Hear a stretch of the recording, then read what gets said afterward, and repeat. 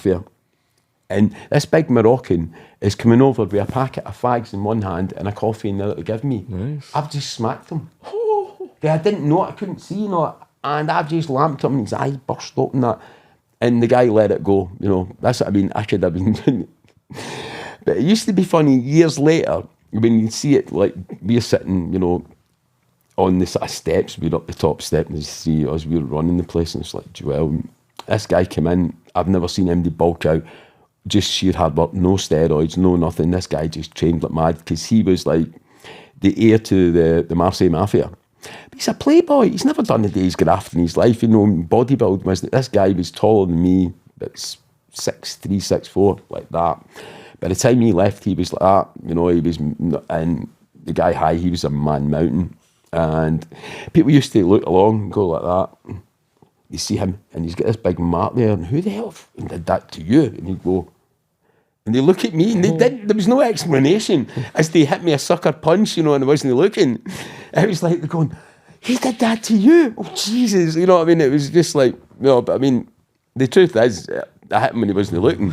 But they didn't know that, nobody ever messed again. And so they hung there, and that was just like crazy things at the start, it's like, saying to you, I'm not boasting about this because it's absolute stupidity, the trouble I caused myself before I get involved in the music. Because in Spain, we were discussing this earlier about the time you get off for time served. Now, you have to do one simple thing a month. There's like 40 guys in the gallery, and once a month you have to spend 10 minutes mopping the floor. Know me. I'm like, it's bad enough you've got me here, I'm not effing you mopping your effing floor. One, I don't get any redemption, so I do basically my whole sentence. Two, I don't tell them that in a nice friendly way because I'm frustrated and I don't speak any Spanish, and I think, I shouldn't be here in the first place, I've got a chip in my shoulder, so I tell them to go away and play with themselves. So they don't quite like that, and when everybody else is gone, they explain to me why they don't like it. So I'm going downstairs.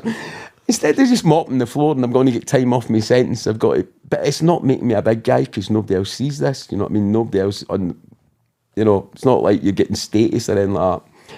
And this would go on, we were talking about the booze and stuff like that. I mean, everybody in Spain, then I'd never seen in my life. Glasgow people get drunk, there was no I left in the 80s. So we're going to say brown and white. Oh yeah, the brown stuff, good? Sorry. Yeah, okay. The brown stuff. There was none of that in Glasgow. People just had a drink at the weekends. Probably caused just as much carnage. But in Spain, in those prisons, that was just their lifestyle, their way of coping. And it was, for somebody that never seen it, and I think I'm quite a nice person, I've got a good heart, but you just learn to switch off. Because I remember there was one French guy, he was French-Swiss, and I'm walking around the patio with him. That's another thing. In Spain, it's like the punishment is being outside, not inside. You spend like 20 hours a day outside. It's a privilege to get back in. Everywhere else in the world, you get mixing is like a privilege. You're out there for 8 o'clock in the morning, you go back up for siesta, then you're back out to 9 o'clock at night. And that's in the hot sun, that's in the winter, that's it. And the first few days when I started watching people, all they do is they're walking up and down, and I'm going, I've went to the asylum. But then you realise you might as well do that, or you're going to get piles sitting on stone cold floors. You're getting a bit of exercise and nobody can listen to you. And it's like, and we used to laugh because Joel, he started to get known because he's like sorted a few people with the French guy. And we used to walk crossways. Everybody walks that way, so we walk that way. And everybody would stop. You know what I mean? And because it's shorter, they had to stop like about, 3 or 4 times every time you're passing. And it was like it was unsaid that nobody would do anything. And like we were talking about the alcohol and stuff like that, get caught, and there was no hiding it. The cell's like about 6 foot by 4 foot or something like that. And got these bottles of water, made up with wine and all that. You couldn't drink enough to get drunk, till later when we discovered what to do with it. And they've caught me. And I was just laughing. It's a Scotsman. And they knew I didn't take any drugs. And the guys just went like that. So there are some decent folk and that. But what the upshot of that was, I sat there for 6 months, you know, I'm not interested in dogs. I just want to get a good night out, you know, and cannot get away. We tried bribing the guys in the kitchen and all that, not to boil it. No, it's too obvious. And then it's came to me, you know, I've done chemistry, you know, we just freeze it. You can't boil it. You're not boiling the alcohol off, you just freeze the water. And there's plenty of freezers in the place.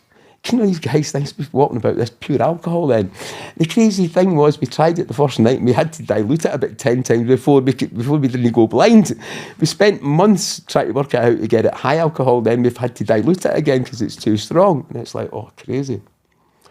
So we're doing well, you know, like nobody messes with us. And, you know, Joelle was very well. I was indigente, which means penniless when I came in. I'd never got a penny coming in. But, you know, the cigarettes and the tins were coming from somewhere because, like, you know, we give people money and, of course, they gave it back and all that, you know what I mean?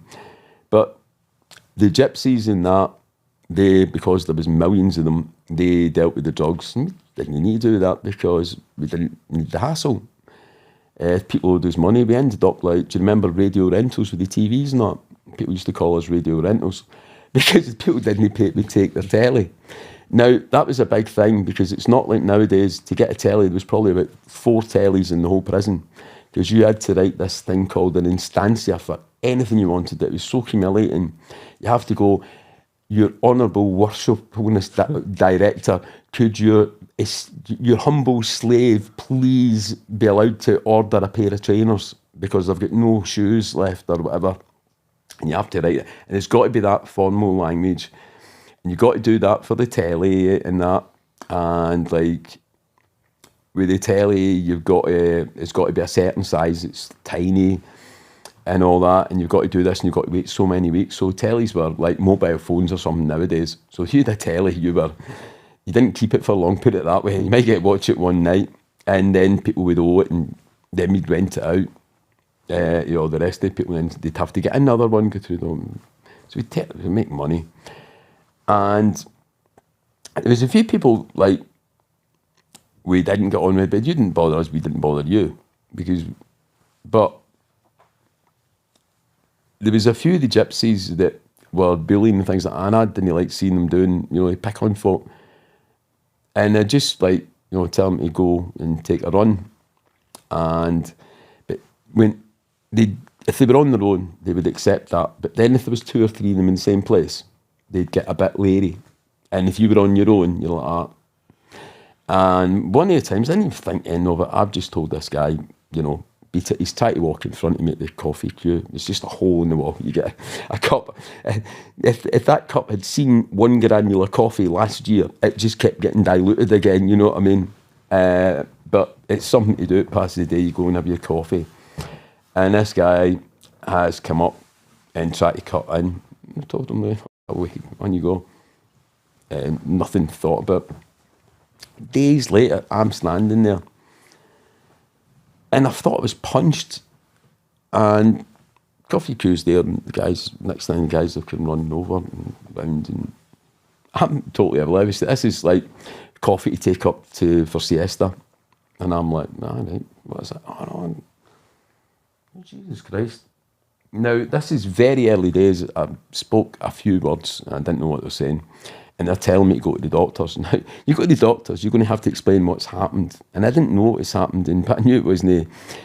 What had actually happened is they put what they call a pincho, which is like prison shiv. But it's like a kebab skewer, right? Now, that's bad enough. Again, somebody up there likes me. I never hit anything.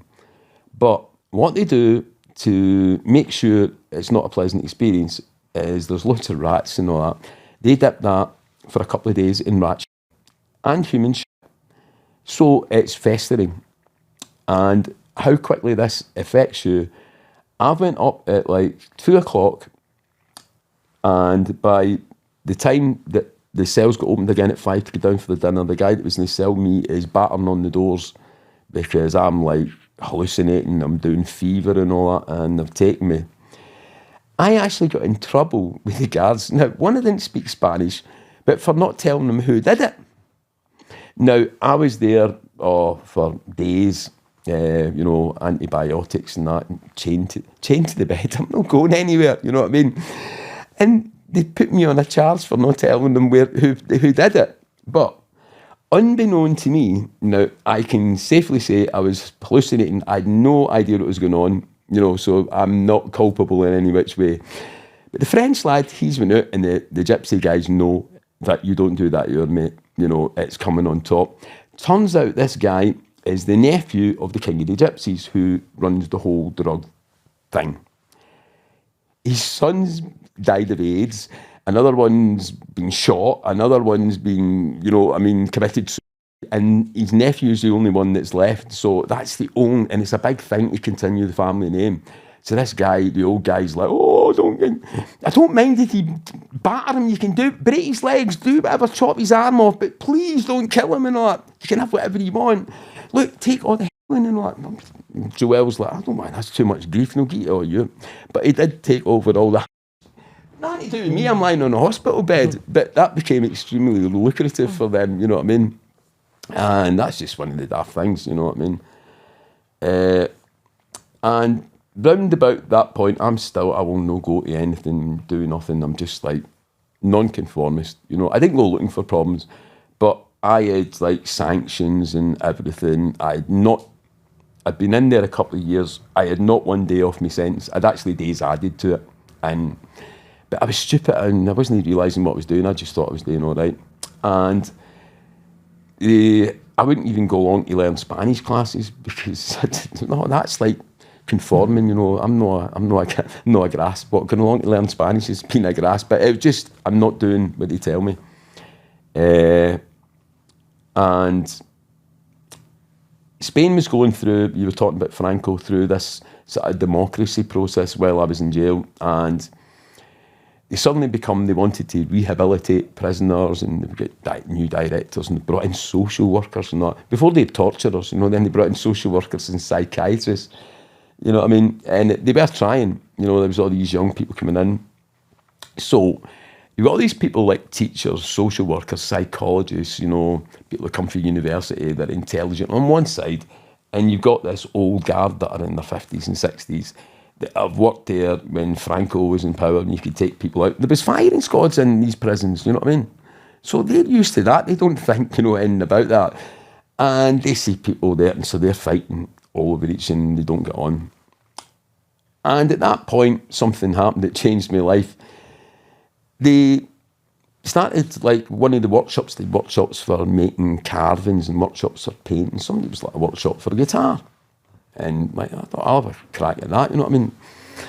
And it so happens, the guy Wang Ho got all his Ayala, you can see him on the website, and that was a very famous Spanish guitar player who had a music college and an English language college side by side. So he was in there, really nice guy doing his bit for their charity and, thingies.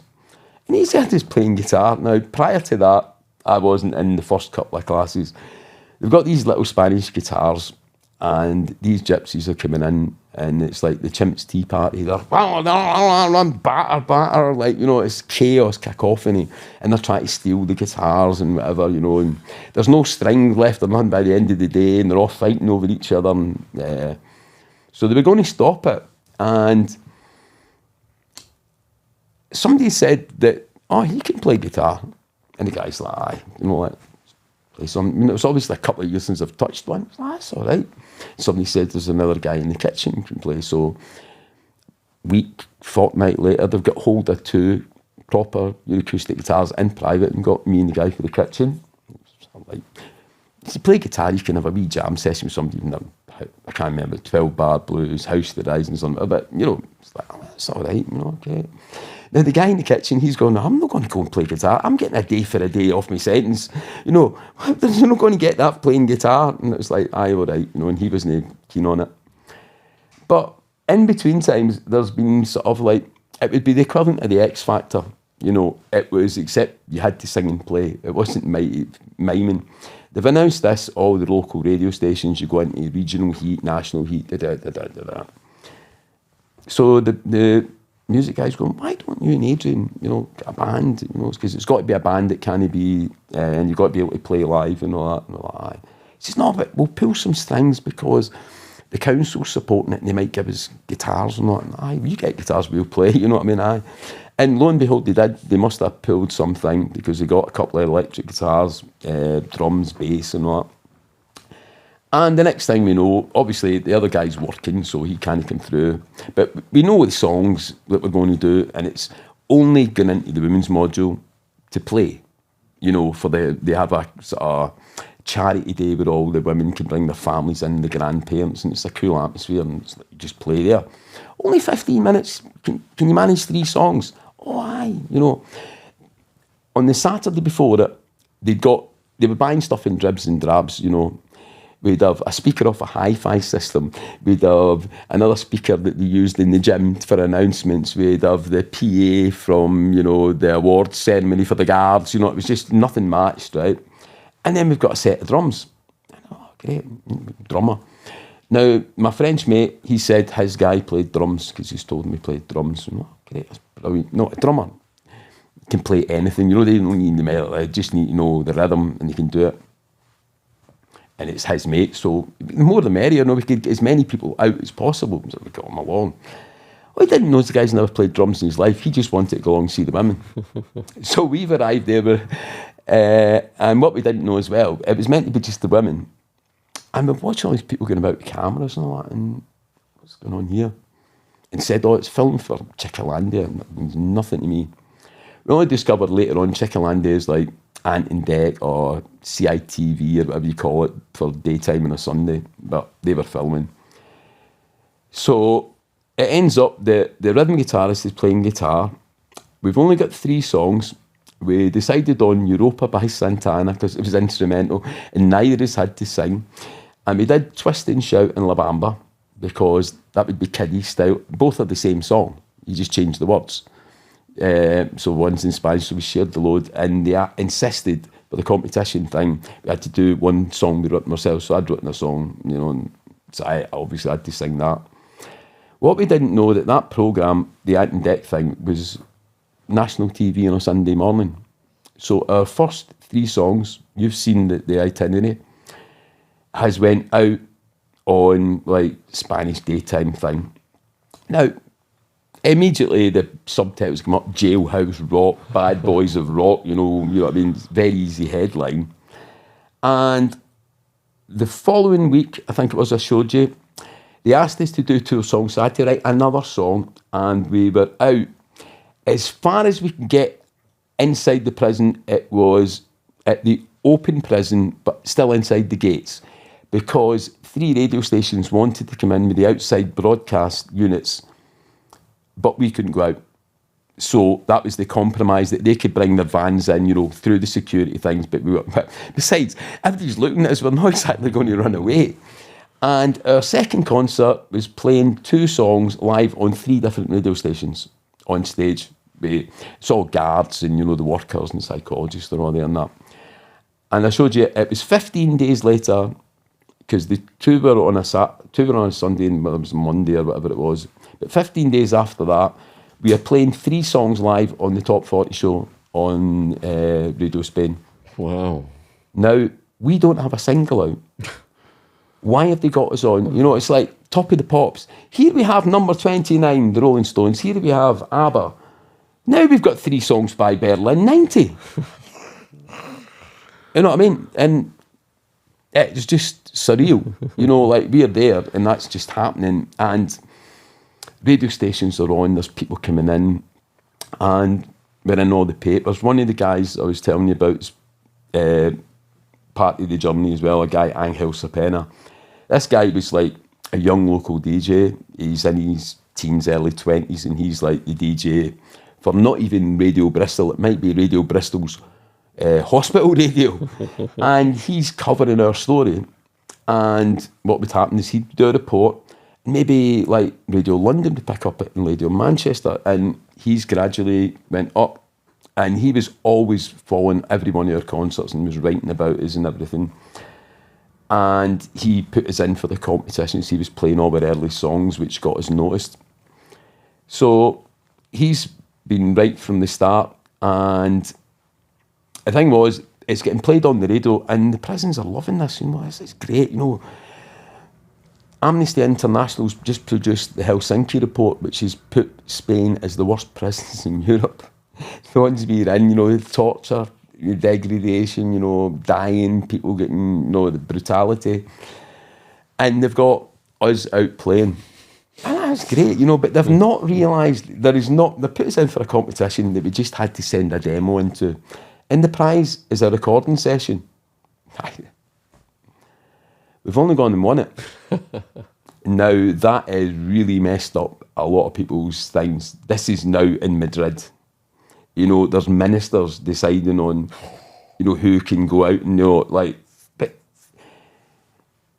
and the thing was, they'd let us out a couple of times. We played at the director's wife's birthday party. They sneaked us out because the other 4 guys were in the open prison. I was the only one holding them back, you know, because I hadn't been condemned. So they could go out, they could wangle or fix it so their home visits coincided with it. But there's no hiding that, you know, I wasn't supposed to be there. And then we've got this thing, and it's like, they came to us, they thought was a solution. And it's on the videos, the songs on the thing. What they did was went, right, well, they've won the competition, they can't go out. So the government, so they don't lose out, will pay for a well-known producer to come in and record them live. How much does that cost? What? You know what I mean? Oh, we can only have an hour's worth or half an hour's worth. It wasn't like, you know, the Beatles going in and spending 2 months to record. We had something like an hour to record the songs. It was totally live. That's the one that's now, one of them's now recorded by a video by a BAFTA award-winning director, Ian Henderson. But at the time, they came in and they thought that had resolved it and that bit put them to bed.